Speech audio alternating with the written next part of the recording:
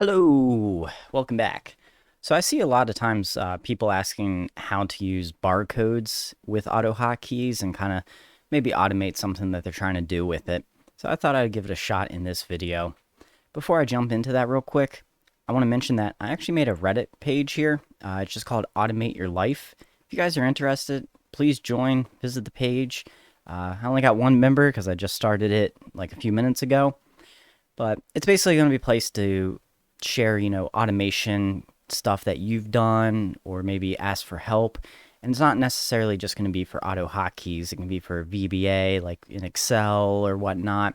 Just anything that has to do with automation, even if it's outside of auto hotkeys. So hopefully this community grows into something pretty neat.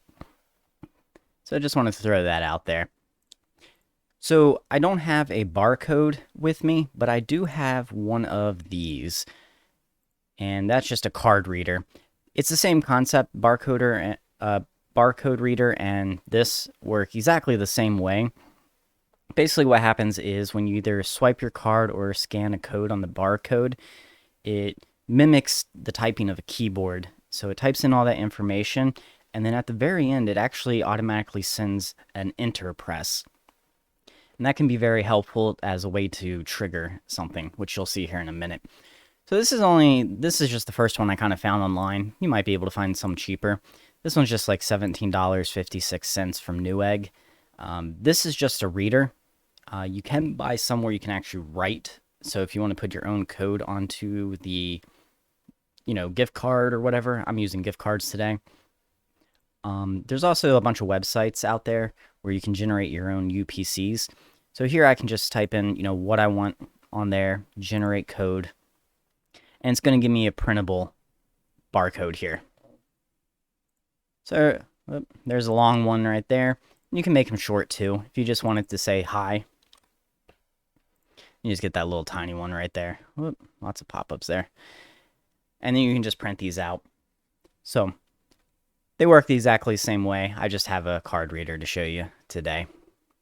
So let's take a look at that code I did. So for this one, I just created a GUI. To help with a visual. You don't necessarily have to have one, but here's what that GUI is going to look like. So it says scan your card. Down here's a text box just so you can see that the text is being intercepted versus, just kind of being put there. And then I'm going to have a picture, which is this field right here. And it's just going to show what type of gift card I put there. Obviously, you can change it to do whatever you want, whether it's inputting data, executing some type of command, whatever, but just using this GUI as a visual here. So what's going to happen is when I scan the code or I run the program, it's going to watch for me to scan with this right here. So that's just input code, which is the variable where whatever it grabs from being typed or through the scan, it's going to store it. And it's waiting for that enter, like I said. So pretty much all barcodes or gift card readers, when you scan, it's going to send that enter at the end. Some of them might do something different. I've seen some where they do a tab or a space, but you can just open up a notepad and scan and see what it does to figure that out and just change this. But for the most part, it's usually going to just be enter. So it's waiting for an enter to be sent. It's then going to take that code and it's going to see what it contains. So if it contains this number, 601-57205, do this. And all I got is just a GuiControl, which updates that picture to a Chick-fil-A gift card picture I downloaded. And then I'm just going to have it make a little beep. I'm not sure if you're going to be able to hear that through my computer or not, or my mic. But it'll just beep, just to confirm that, through hearing that it happened. On the other hand, if I scan a gift card that has this number in it, it's going to update to this, which is a Wendy's gift card picture that I downloaded off just Google. And then once it gets down here, it's going to go back up here to watch again. So then it's just waiting for the next gift card to be scanned. Now to exit out, so I can go back to maybe typing normally, I just have guiclose. So when I click that little X right here, it's going to close out. So I'm going to go ahead and do that and show you what happens without this program running so you can kind of see what's on there. So hopefully you can see this on my little picture. But here's my little scanner right here. And I'm just going to go ahead and scan the Chick-fil-A gift card. And there's all the data that's on that strip on the back there. So a lot of information there. And as you see right here, this number right here is, I just copied and pasted it from here. So it's just looking for that to be in there. I could do this whole thing if I wanted to, but just having a, about 10 digits should be good enough. Barcodes are pretty unique. Another cool thing about barcodes that a lot of people don't know about is this strip on the back can be either 1, 2, or 3 scans in there. So there's like layers. So there's kind of like a strip here, a strip here, and a strip here. So you can store up to 3 lines of data. Even though it only looks like there's only 1 strip there, there's actually 3 in there usually. This one I believe only has 2. So this line right here is the first line it read, and then this is the second black strip that it read to. But some of them have 1, some of them have 2 or 3. That doesn't really matter for us, but just giving you some new knowledge there. Now let's see what happens when I actually run the program. All right, so got my Chick-fil-A gift card. I'm going to go ahead and scan that.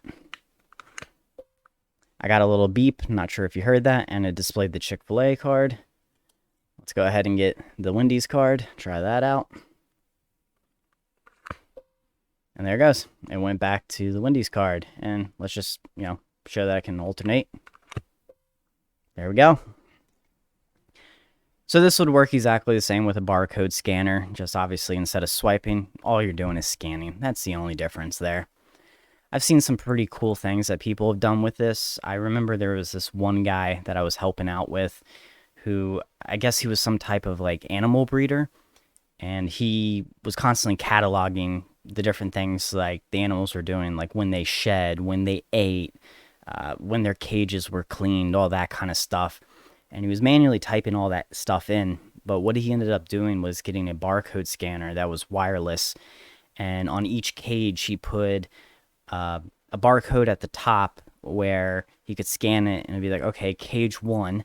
And then he had a few other barcodes at the bottom where if you scan this barcode, it would automatically grab the current time and date and insert it as, fed at this time on this date, or scan, I cleaned the cage on this time, this date. So I thought that was a really cool idea to help him with his work and just being able to not have to constantly run to his computer, manually type everything in. He just had a wireless barcode that he could just scan as he went cage to cage. So I thought that was really interesting. So yeah, if you guys have any questions about what I showed you in this video, definitely comment below. Let me know. If you guys end up using any type of this kind of code for any project you're working on, also let me know. I'm kind of curious always to see what people end up coming up with. The cool ideas that can be done with something like this is definitely an interest to me. So thank you guys for watching. Please subscribe. It definitely helps me out. And I'll see you guys next time. See ya.